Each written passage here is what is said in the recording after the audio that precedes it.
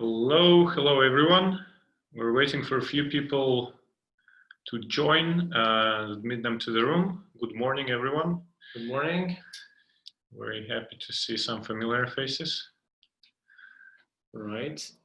Yeah, we have some frequent flyers, which is of course very nice. How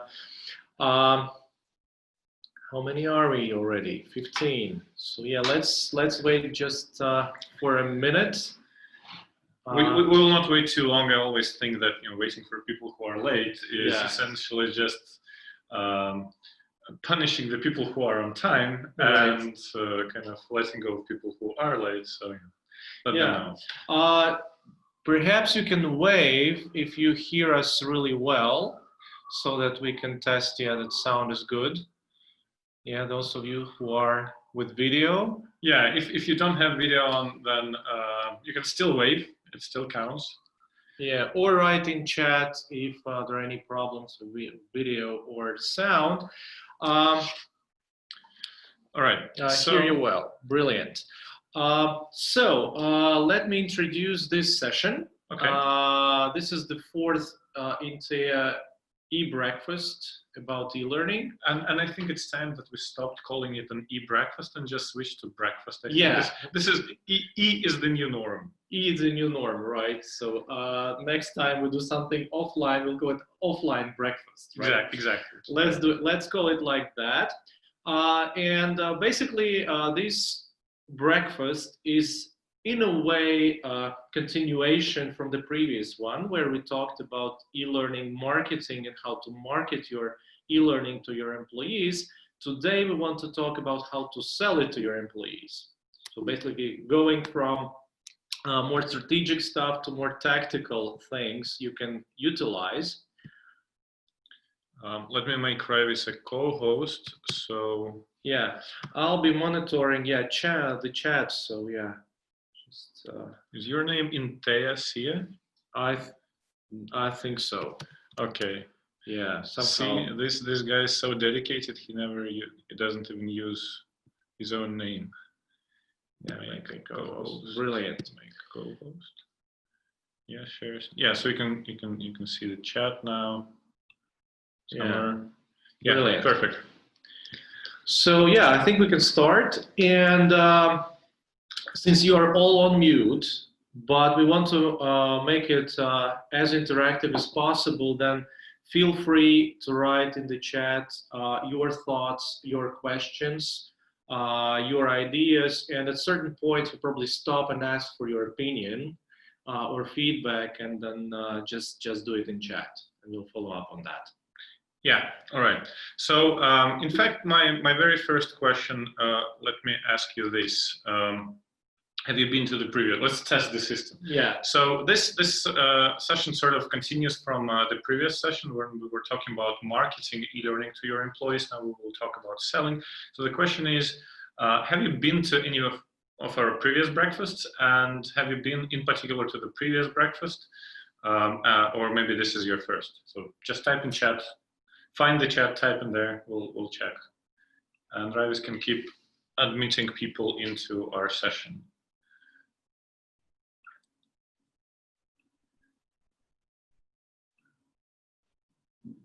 Okay, not my first. First for me. Hi, not the last one. Okay. Okay. So, all right. A quick recap then. So what we're trying to do in this sort of series of breakfasts, we are looking at different business areas of maybe your own enterprises, and trying to learn from them and grab their best tricks to make sure that your employees consume as much e-learning as you want them, and also do that with happiness and readiness, not being pushed into this. So when we spoke about marketing, we primarily talked about marketing mix, how you think about your learning offering as a product, and how you think about your learners as customers, right? And you have to market it to them. You have to make sure that the product is what they want. You have to make sure that the price is right, and the price means the effort and time typically that it takes them to learn. Promotion. We talked about promotion, and we also talked about place, right? So how that product is actually delivered to them, and how much effort they need to spend on getting there. Yeah. Getting to the shelf. Getting to the shelf, exactly. So we'll continue from that. So let's assume your learners have been happily marketed to, and now you need to actually close them, right? To finalize this sale. And there are a few tricks that salespeople use. If you work for a telecom operator or a retail store, you will know perfectly that this is how everyone's like. I think if you work in a bank, you will also find that your salespeople are selling, pensions to students and loans to pensioners and so on. So let's start with something that sort of continues us from that marketing discussion. So of course we talked how you have to match needs of learners, how you have to understand what problem they have and they need solved, not what problem you have and you're trying to solve with this training. And once that training matches their needs, for example, they want to, like, when you're building a time management course, you want them to be more efficient and do more in the same time. Whereas their need might be to do the same amount of work in less time, right? Yeah. So once you've matched that need, you have to present your product. And the number one trick in everyone's sales book is marketing language, or sales language in this case. So this model is called FAB, features, advantages, and benefits. Me and Raivis learned about it in a hard way. In a hard way, yes. How we met pretty much is we went to the same really hardcore selling company that was based in Cyprus. We were on the phones pretty much 10 hours a day, making up to 150 calls, and we were selling hard. We weren't selling a lot, I want to say. So at some point we left Cyprus and went back home to Latvia and started the company. But that was the first slide we were shown before we were ready to go on the phone. Yes. So basically, this is the basic thing that everyone knows, and I think this is also the best thing that everyone knows. All right. So what's a feature? Let's say you're selling a car, right?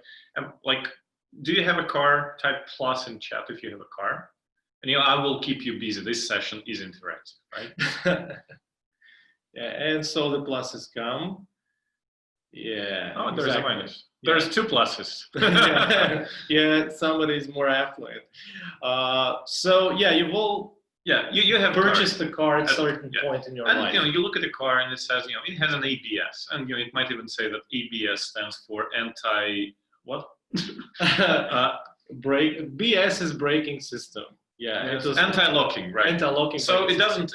So it has an ABS. It's a feature. The brakes don't lock when you slam them hard. But it doesn't tell you. It doesn't make you want to buy it. But what makes you want to buy it is actually this. It says that it brakes faster. Yeah, it's on a slippery road, especially in rain. You hit the brakes, it stops faster. Everyone wants to stop faster, so it makes sense. But what it actually does, and what makes you buy it, and that is why you buy it, and that is why you as a salesperson have to appeal to that part, is that it keeps your family safe, right? Or your money safe if you're driving alone. So the idea is to switch from talking about features of a product, in a technical language sometimes, to at least advantages of explaining what that feature does. Okay, we have some. Sorry. Raivis had one job, to keep people joining. But it doesn't tell me explicitly. Sorry for that. Keep it on. I'll keep it on as well. Okay. Click admit all. Yeah. Hey, hello, latecomers. We have Raivis monitoring the chat and people who want to join. So we're talking about features, advantages, and benefits. All right. So the ABS is a feature. It's technical. The advantage is what it actually does, and benefits is how it makes you feel, right? So let's try and apply this to learning. Yeah. So we can say that this course is case-based. You've built a new course, and you're maybe selling it to your management, or you're actually selling it to your learners. And you say you have to this. This is a really great course. It's case-based. and everyone's like, okay. Many courses are case-based. Or you know, even if they are not, and you know, so what? Exactly. This is the emotion you're provoking. So instead, you can say, you know, it has relevant examples, right? It's of course, you know, rooted in reality. It has relevant examples, right? But what you're actually trying to say is that, you know, this course makes your job easier, you know, or you know, it's closer to truth, or it gives you practical examples that you can actually apply. This is the level where you have to talk. And every time you are writing about a course, whether it's in a description in the LMS or on the first page, or you're talking about your new course in a video that, you know, you're publishing to your employees or you're emailing them, every time you see something that's a feature, stop and think and try to turn it into an advantage, or ideally into a benefit, from what it does, from what it is to what it does, and then to how it makes you, you know. I have an example here very shortly. It's actually a very recent experience. I think it was yesterday. I was doing a quality assurance on the course, and on a text written in the LMS about it, and that was customer service course. Okay. And the initial stage was, it said, this course is about customer service, how to do that, how to improve that. And what it was changed to was the benefits. So what does this course give you? Improved customer service, higher average check, higher turnover per store, things like that. Yes. Yeah. You have to catch attention, and benefits help to do that. Yeah, because people are not looking for features, but it's very easy to, you know, to slip that. Yeah. So let's do an exercise. So let's say your course has an adaptive design, right? This is what your vendors will tell you a lot. This is what your technology providers will tell you a lot, and this is what we sometimes tell learners. You know, this course is adaptive, right? Or, you know, sometimes they say it's mobile optimized or something like that. So don't wait. I don't have anything on this slide else. So just tell me what's the advantage and the benefit is. Yeah, just write in chat. Write in chat. Yes. So if the course has an adaptive design, if it's, you know, mobile responsive, so what's the advantage? Advantage. You can use it on any device. Perfect. You know, works on mobile. Learn on the go. All right, that's closer even to benefit. You know, we're starting moving to benefit. So what's the benefit? You know, okay, it works on mobile. Who cares? Yeah, but most of the things do. Most things work nowadays. On mobile. Yeah. So learn on the go. That's closer to benefit. But is there a better way to describe it? We'll just stop and wait. You know, the fact you are not typing anything, you know, doesn't move us forward in this presentation. Anyone? So what's the real benefit of an Guys, the first. All right, I'll let you slide on this one. So generally, you know, if it's a mobile course, you want to say that you can learn anywhere, anytime, and you can find the best time to learn, right? You don't have to set aside a special time where you're at the computer. You can learn at the time that is most convenient to you. You know, there is no constraint. So when you are talking to your learners that, you know, now all our courses will be mobile optimized, instead you should be saying that, you know, now you can learn anywhere, in the toilet, on the smoking break, in public transport. So you don't have to spend extra time for learning. You can just use the slack time that you have. Exactly. All right, another try. You know, I still have faith in you. We have what, 20? We have 31 participants, well, including us. Yeah. So yeah, this course is based on short videos, right? So this course is not text-based. You know, it's not a game. It's not a game. Yeah, it's based on short videos. So what's the advantage?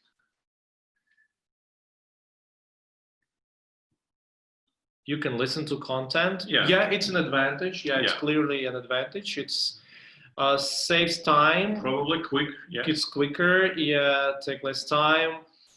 Okay.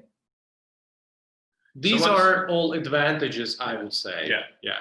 So let's move into the benefit real. Yeah. So how would you describe the benefit of it?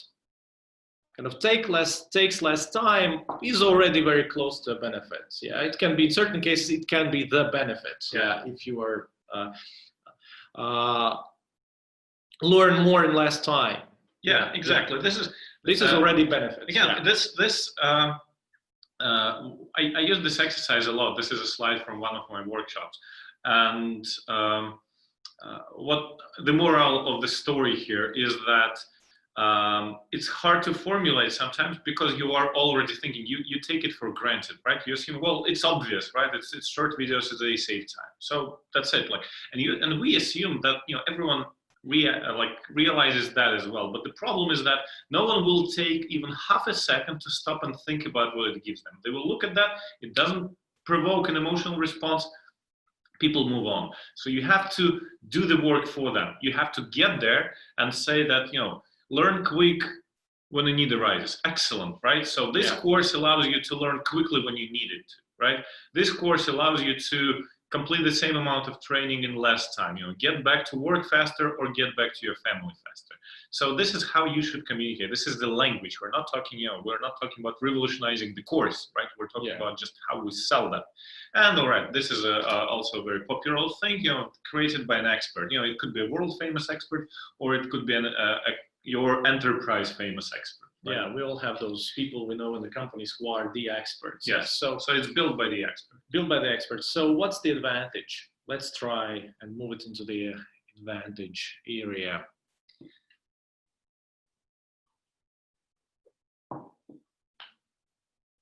Anyone?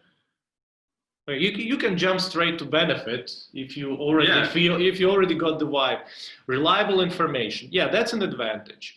Has qualitative content, knowledge from a professional. Yeah, these are. Yeah, knowledge from a professional is definitely an advantage. Reliable information is. It's also an advantage. Yeah, a little bit maybe closer, but what? Let's try. Like, why do you need the reliable information in the course? Like, so what? Well, the information is reliable, so what?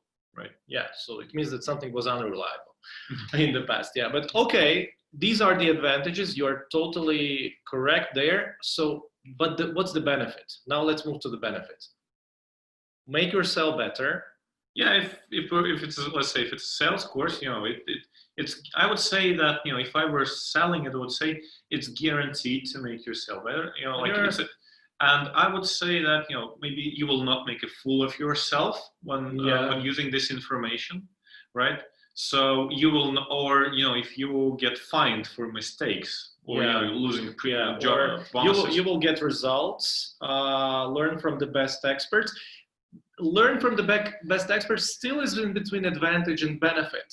Because I would say it's between feature and advantage. Like this is what we said. We said it's created by a famous expert. Well, he's an expert. He's famous and it's been built by him. So So basically, if we look at masterclass, I think masterclass.com we've mentioned in the previous. What they would say: write your essays like Stephen King. Yes.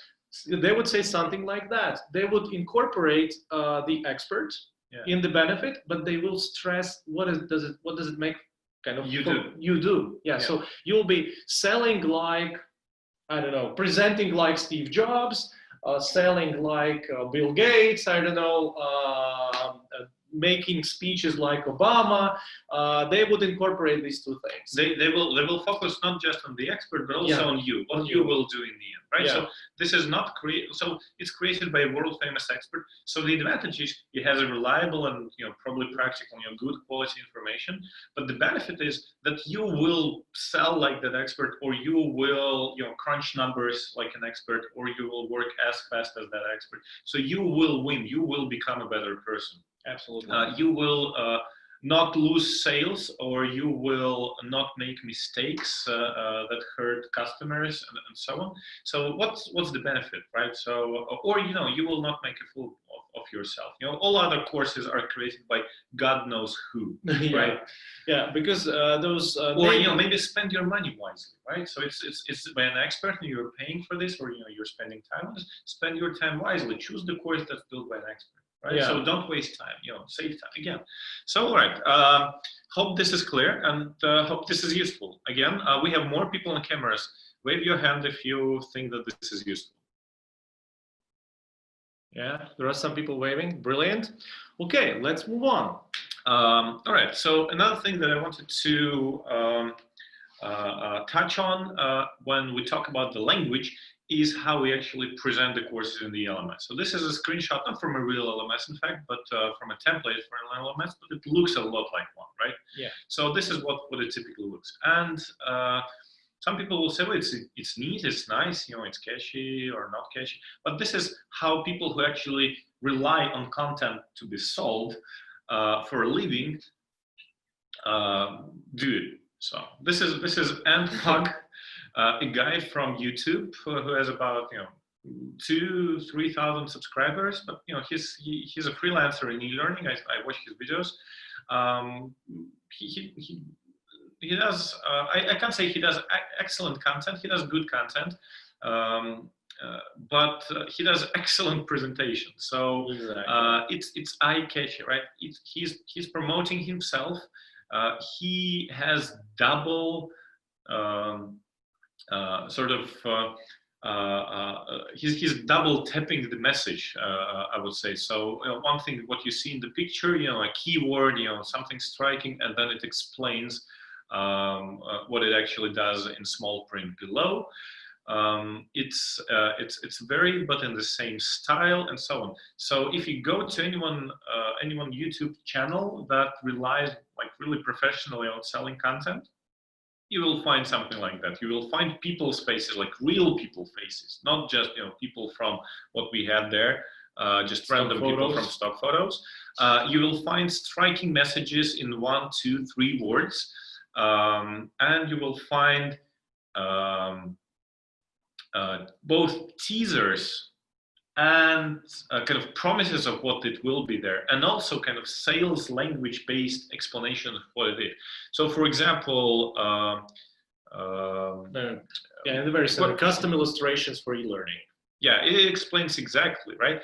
What I wanted, there was one of those. Yeah, how to write awesome scripts for learning, right? The name says script writing for e-learning. And this is what I would call the course, script writing for e-learning. But it doesn't sell it to me. What sells it to me? How to write awesome scripts. This is what I want. Yeah, the problem I don't want script writing.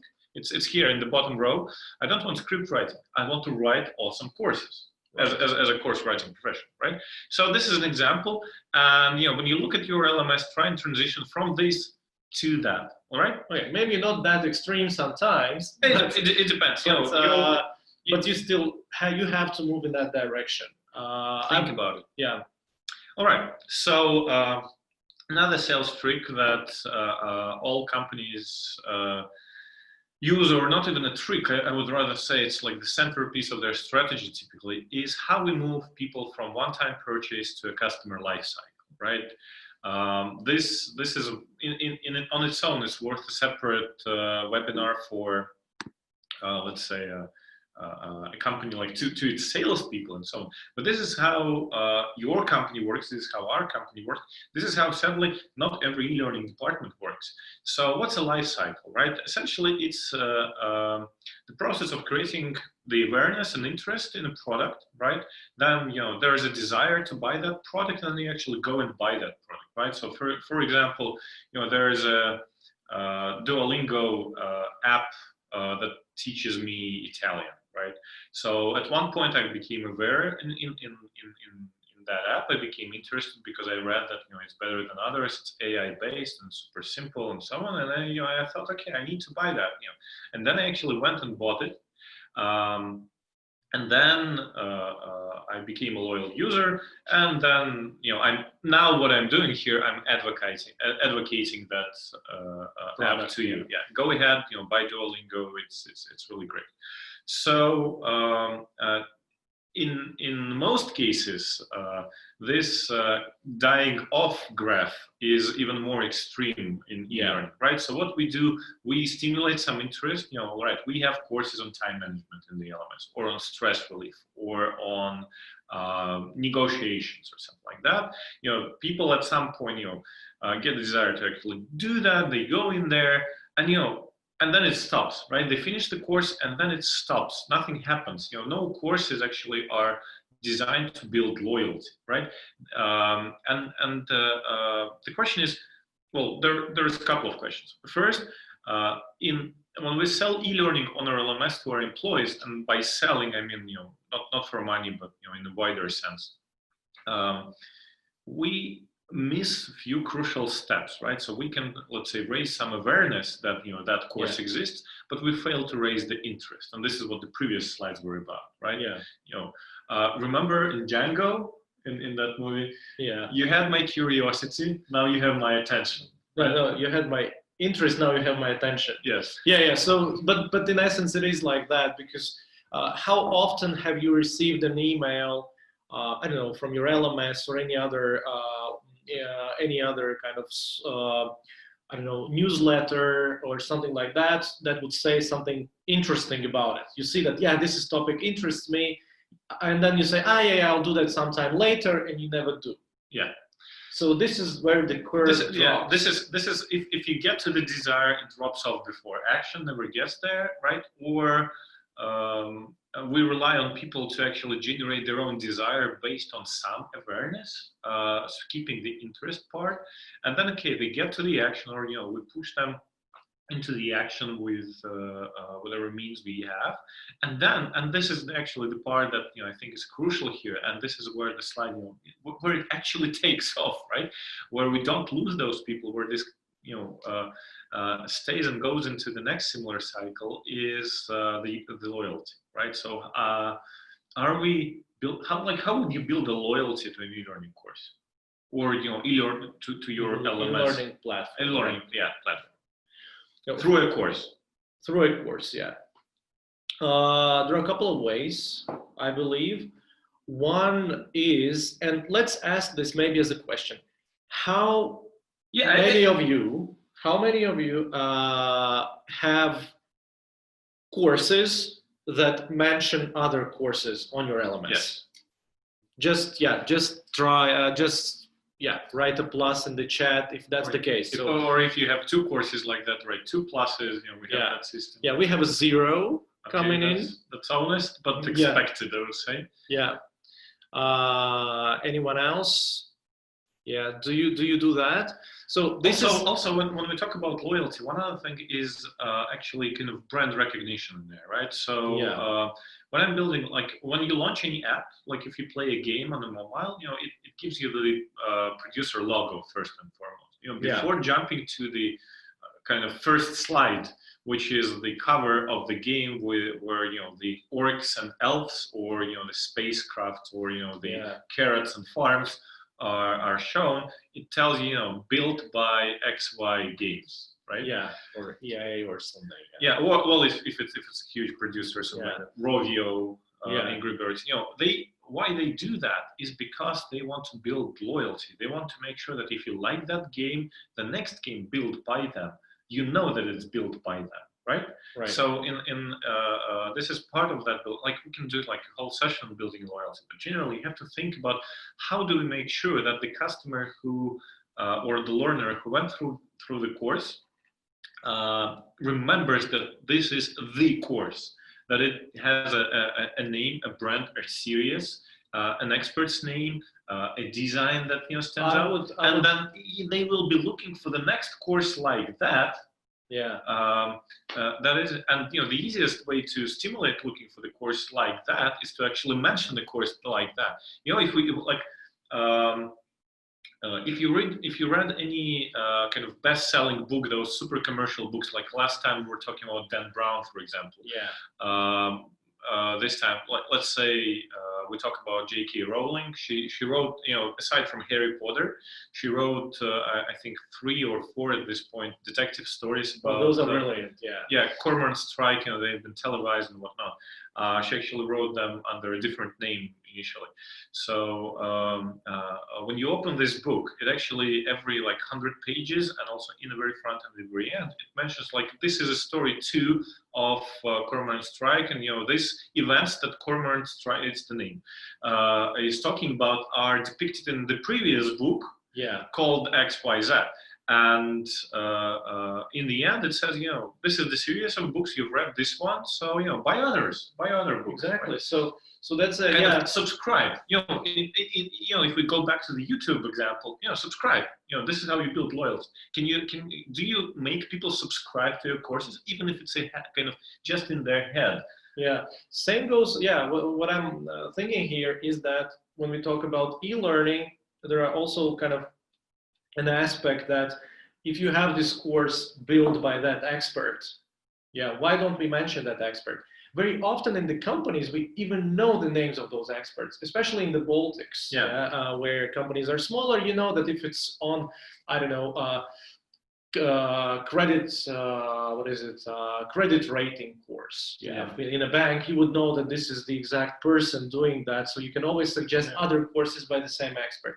The other thing is, since we INTEA, me personally, in contact with so many companies who have an e-learning platform, you can separate two types of companies. One is if you ask their employees, what's the name of your platform, your e-learning platform, they would mention the name of the software. Yeah, we have Moodle, we have this and that. So Moodle, Cross Knowledge, I don't know, Learning Gateway, any other one. And then there are companies where you ask, so what's the name of your platform? They would say, I learn, we learn, Rimi learns, Swedbank learns, Academy, Swedbank Academy, something like that. They would mention the brand name of the platform. INTEA School. Yeah, INTEA School, things like that. So that's already a step towards loyalty, because how can you be loyal to something that has no name? Yeah. If you cannot call it, you cannot relate to it, right? Exactly, and this is the platform level, right? So you build loyalty by saying, by actual advertising that, did you find this course useful? Come back and look for more useful courses on our channel, or on our learning platform. Or something like you have to talk. You have to actively, like, every step of those in this diagram needs to be taken care of when you're doing something. Like, sit down, like, take 2 hours to actually put ticks in the boxes and see what are you doing to promote awareness of your courses. Is there anything else to be done? How can you stimulate interest once people are aware that there is how do you stimulate interest? We've told you how. Okay, how do you stimulate the desire, and is it easy to take action? Oh yeah, that's a big problem. Sorry for interrupting you. Taking action is a very big problem, and we talked about it in the last session as well, that how easy it is after I've got this desire to get there. Yes. And in very instances, it's not that easy. I get it in my email, on my phone, I click on the course, and it doesn't work on the phone. I cannot take action. You lose your customers. In most cases, you don't even go to the course. You click on it, and it asks you to log in into the LMS. You log in into the learning management system, and then it puts you on the homepage of that system, not to the course you were actually trying to get to, and you have to go back to your email to actually find out what's the name of the course and so on. It's like, the system, I was like 7 when the system ended, but when you had to go in a store, you go to the salesperson, you ask them to write a check, you go back to the cash register. Oh yeah, and then they would stick it on a nail, and they give you the thing.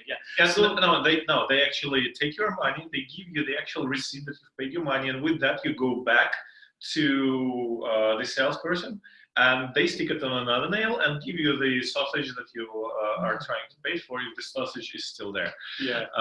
Anyhow,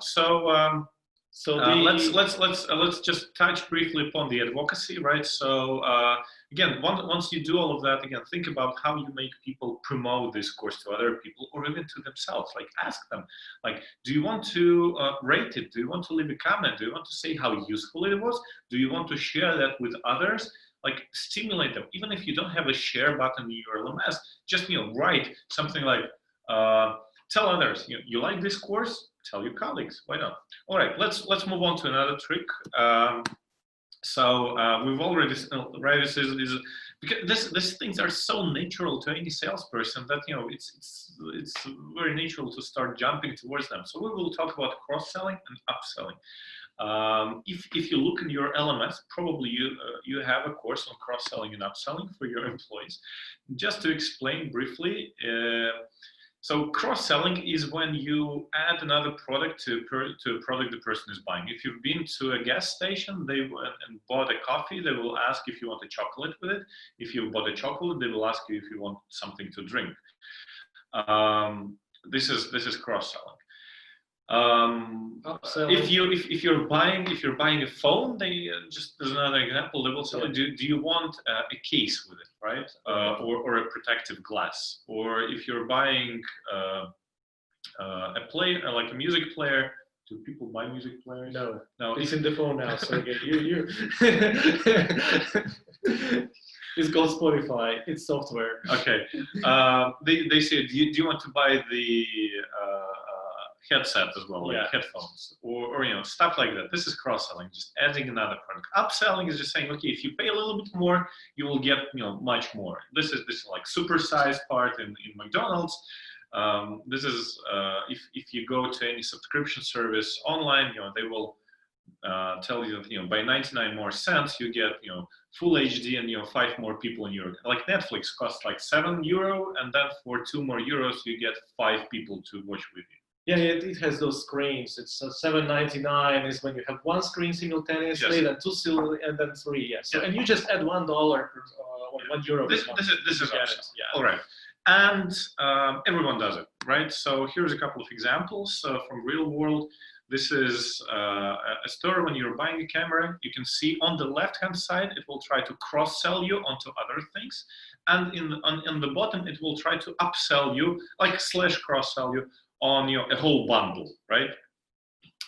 This is basically cross-selling, right? Again, Apple does the same thing. You bought a MacBook, why don't you buy a wire? Why don't you buy extra protection or something? This is IKEA, right? So you've bought something, why don't you buy a bag? It offers a bag with everything, even if it's like 5 times bigger than the bag, but still. Mm-hmm. You bought a couch, why don't you buy a bag? A bag. All right, Netflix. Yeah, we mentioned Netflix, and this is actually cross-selling. We talked about upselling in terms of money, but this is cross-selling in terms of making you watch more content, where we actually get closer to learning, right? So once something ends on Netflix, or in this case it's a trailer, they will tell you, do you want to watch another trailer? Here's another cool trailer, like it's related to this. Do you want like even cooler training, something like that? And they're also building loyalty. They're saying subscribe, right? Don't forget to subscribe. Everyone does that. This is SNL, the biggest comedy show or channel in or show. It's a show in United States.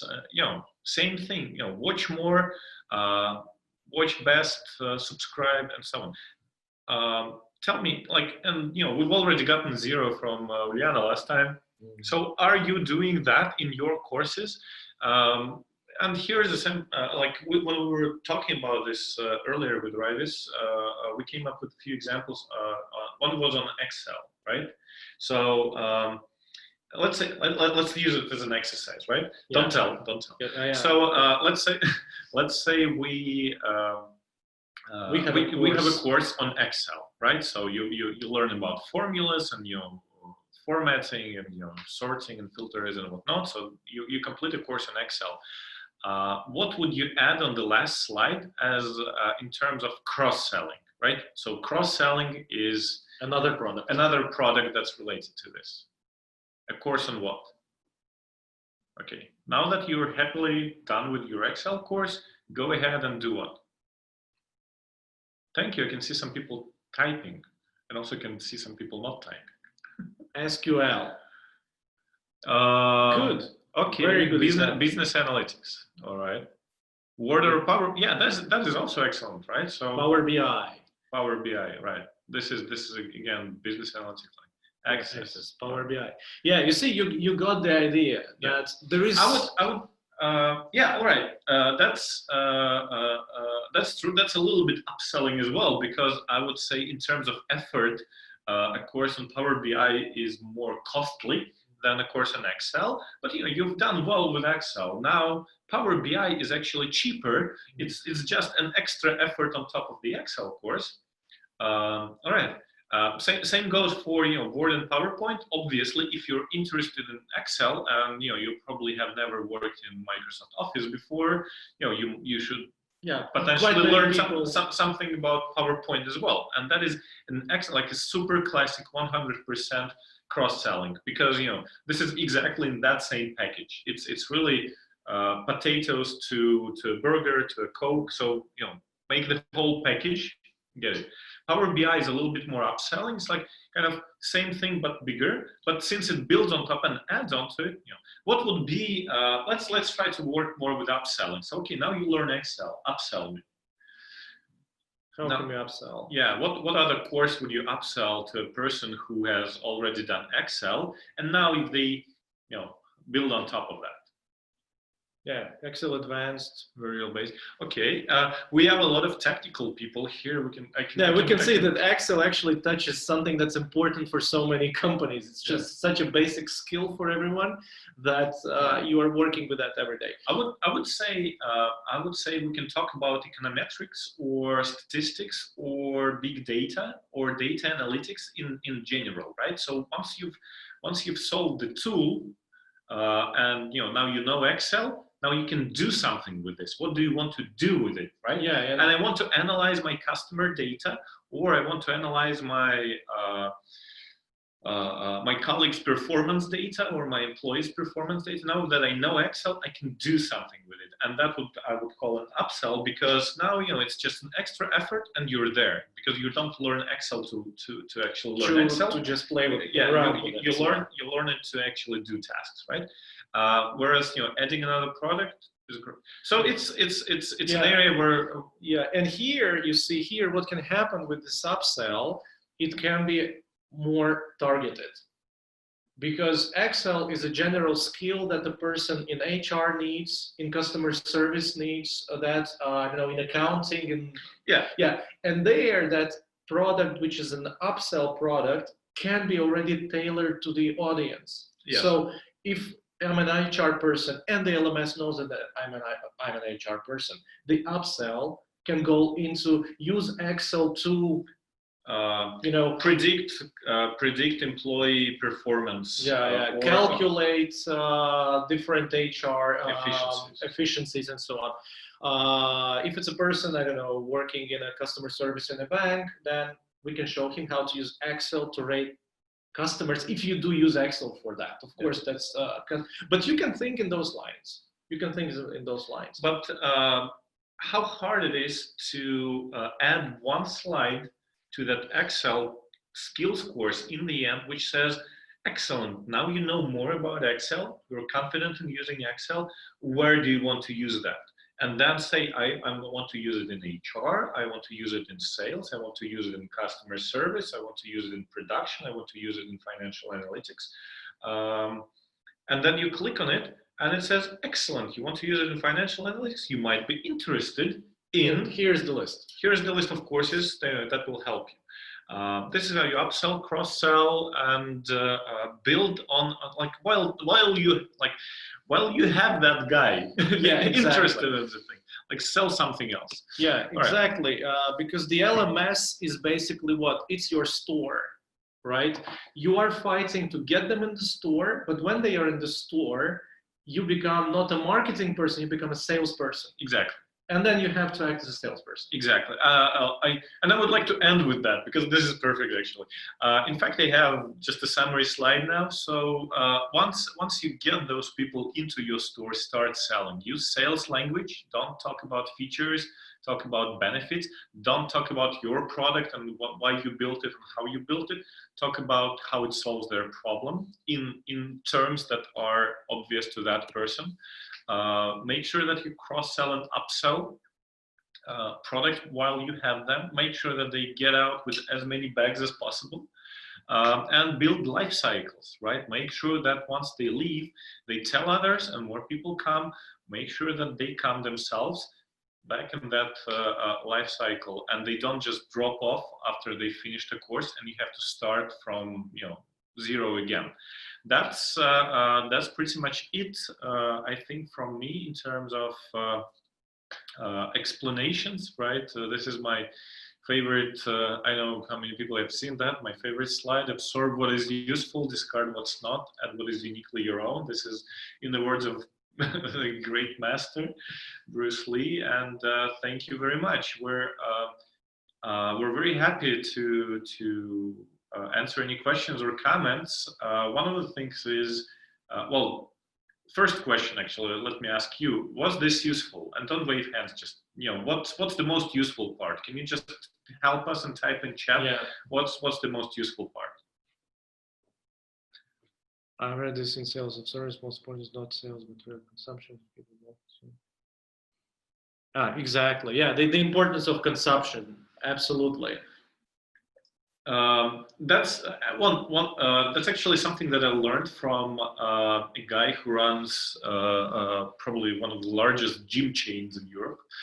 And he's not my friend, he was in the conference. So they split everyone. So how gyms work, right? They charge you a recurring payment every month automatically, and then you can go as much as you want, pretty much, right? Yeah. So they split their customers into two categories. Category one is people who are actually actively going, right? And if you go to the gym and you're paying for it, they will bombard you with marketing on how gym benefits you, of how more better things you can do in the gym, and then so on. They will try to sell onto you, and they will also try to make you consume gym more and so on.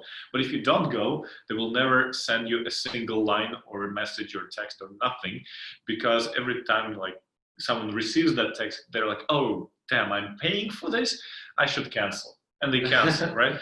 So you have to be careful with stimulating consumption, right? But yeah, that's also true. And if I try to apply this to learning, I would say that once someone has learned Excel, you have to make sure they apply that, right? So they consume that, them learning that taking that Excel course is more or less buying the product. They paid money, they got the package, now they have to use it. Otherwise, it will. I've read somewhere that 80% of power tools are never used. They're bought and they're staying in the garage or on the top shelf in your home. And you bought it because it was so cheap and it looked like 150 types of screwdrivers is an excellent purchase for just 30 euro, and then you never use that. You need only 2 screwdrivers usually. Yeah, like 2 times in your life. So yeah, you have to make people consume that as well. You have to come back to them and say, hey, remember that Excel course? Use that. And then it also, when we talk about that hypothetical data analytics course, you have to, you can start it by saying, again, by cross-selling and saying, okay, this is actually based, to make sure you use the best, you get the most benefit out of it, make sure you use you go through the Excel course first, unless you're sure. Prerequisites. Yeah, one of the things I think didn't mention. Prerequisites. So one of the ways to sell some courses is not as something you do after this course, but listing things you should or could or might or need to do before the course. Yes. So if I accidentally walk into actually, this is a real story. A client of mine came to us with exactly a course on, let's call it BI for simplicity, right? And what they complained is that basically our people, when they come to this course, which is those days happened face-to-face, that they would not get any benefit from it. So what was done, we created a course that comes before that.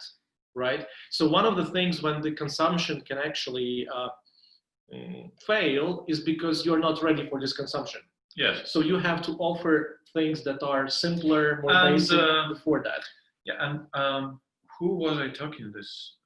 Yeah. Yesterday I was on a live stream with a few people from the kind of learning tech industry, and we were talking about users who request features and demand features from your product, but then don't use them, and that is super frustrating if you're a developer, because you've invested money into doing that and you were sure, and then people aren't using them. So that was the problem we were discussing. One of the things is I actually came up with, was an example from guitar industry, motorcycle industry, and photography industry. So all those expensive toys that men buy, and then never use them, right? So you go to a shop and you say, okay, I want a guitar, and they're like, yeah, what kind of guitar, and so on, and they sell you a guitar, and then it turns out that you can't play, and you go back and you buy a more expensive guitar, and you find out that you still can't play.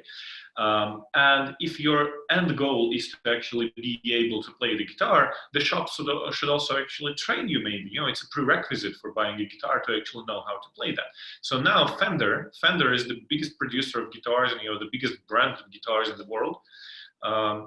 Fender is offering courses, online courses with their guitars, and they've never done it. There has been millions of online courses on how to play guitar and learn some music, but this is the first that actually a music instrument producer is offering such a course, and that makes sense because otherwise you don't need that guitar, right?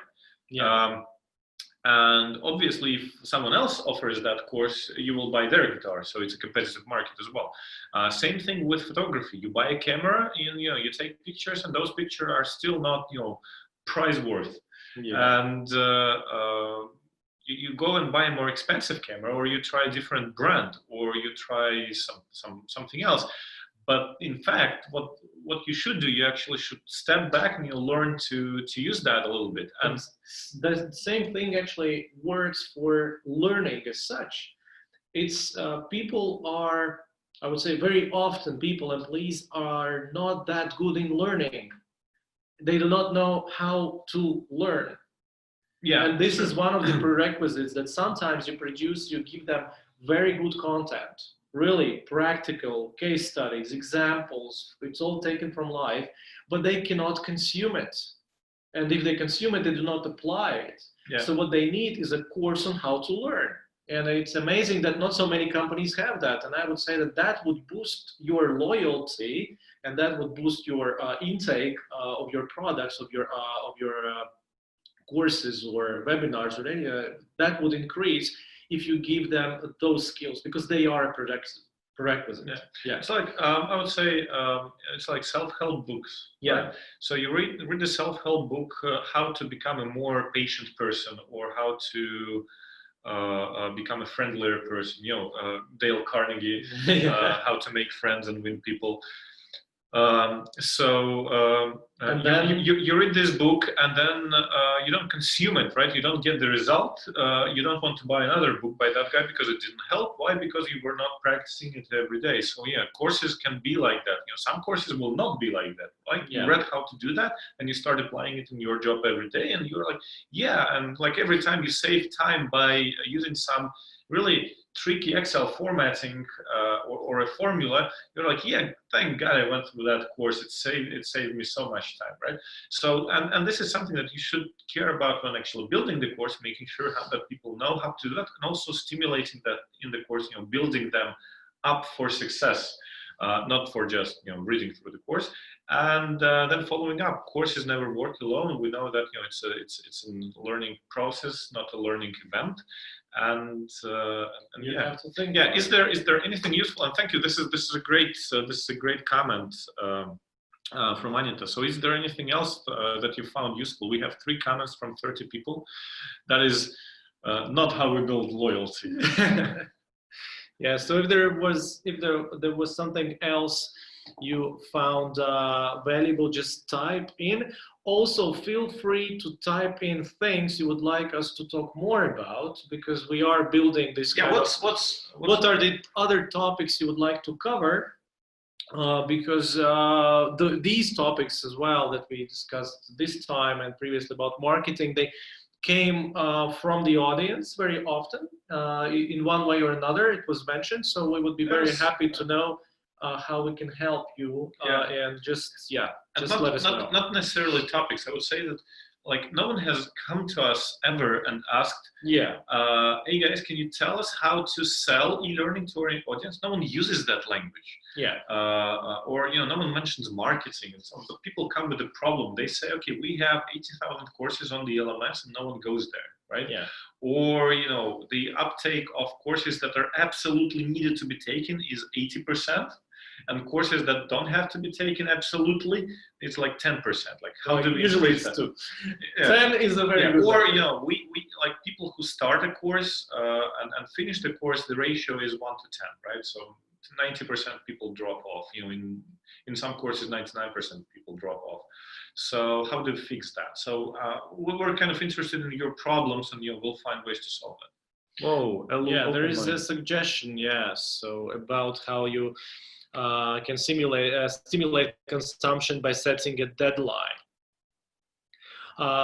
This is if we have a couple more minutes about of time. So this is a very good practice. It's also we have also seen that in our daily work that courses that don't have a deadline usually don't get that much attention, because everybody now operates in a way of I have a to-do list with the urgency, importance.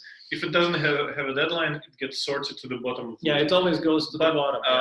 What I wanted to give is another example. It's from behavioral economics. Antibiotics, right? So when people drink or take antibiotics, they have to take the full cycle. Otherwise, the last strongest little percentage of the bacteria will remain in their organism and can strike back. Or what's even worse, they will not strike back their organism, but they will start growing, and they will grow stronger, right? So the weak bacteria will die if you have to drink 10 pills in 10 days, and you only drink 8, because you feel better by 8. Why keep doing that, right? Yeah, because antibiotics are bad for your health. Exactly. So you just stop a little bit early, but it works for you. The problem is that strongest, angriest bacteria that survived and mutated, and they will produce this new type of bacteria that will disseminate and will be resistant to those type of antibiotics. This is the global problem that we have, because people do that all the time, and therefore are cultivating stronger and stronger bacteria. So we need a stronger and stronger antibiotics, and this is like a never-ending war. And right now, the mankind is, well, if not losing it, but it requires a lot of resources. And all people actually need to do is actually drink 10 pills when they are told to drink 10 pills, not 8 pills. How do you make them? And then the behavioral scientists came in and said, okay, let's take 10 pills and color 7 of them white, 2 of them blue, and 1 of them red. And tell that you have to drink 7 whites, and then you have to top it off with 2 blue pills, and then you have to finish with the red pill. And then almost 100% of people follow that structure because it makes sense. Yeah. Of course, the pill is exactly the same, but it makes sense. This is how you make sure that they consume everything to the end. Same goes for learning. Yeah, same goes for learning, and this like putting a deadline on it is making it. Kind of putting it into a frame, into a scheme, and then it's understandable, because otherwise it just trails off. Yeah, you always think you need, like, you have more time. Moreover, me not being a psychologist, I have a bit of an idea that I think that people feel really bad of missing deadlines. There's psychological loss in it. So if you set a deadline, and then people wouldn't like to have that psychological loss that I actually am missing a deadline. But if there's no deadline, they don't have that risk. Also, one of the other tricks, if you have a course that's is linked to 3 other courses, call that course course 1 out of 3. Yeah. Put it in the name. Build a campaign. We are running out of time, so we'll end with a joke. So it's about a Texas school in Texas in the United States. And there were those young schoolboys, pranksters, who took 3 pigs, put huge, big numbers on side of each pig, pig 1, pig 2, and pig 4, and put them into the school. And of course, they caught that school, but the school remained closed for 2 weeks while they were searching for pig number 3. So the moral of the story is, there's a lot of psychological tricks that you can use to promote uptake of your learning. Some of them lie in the marketing, some of them lie in sales, some of them maybe lie in human psychology. We're always happy to talk about that. Please come back for the next breakfast. Please tell your colleagues or friends in other companies about us. Build loyalty, consume more of our breakfasts, and be happy consumers of INTEA services. Thank you so very much. We're happy to see you, and we'll see you in 2 weeks. Most probably, yeah, we'll send out the invites to the next breakfast. We're still thinking of the topic. Thanks for suggesting evaluation of course results by Edmund. If there is something else, write us and we'll take it into account. I need to ask for a slide deck. We'll think about it. We will think about it, yeah. Thank you, everyone. Take care. Have a nice weekend and see you soon. Bye-bye.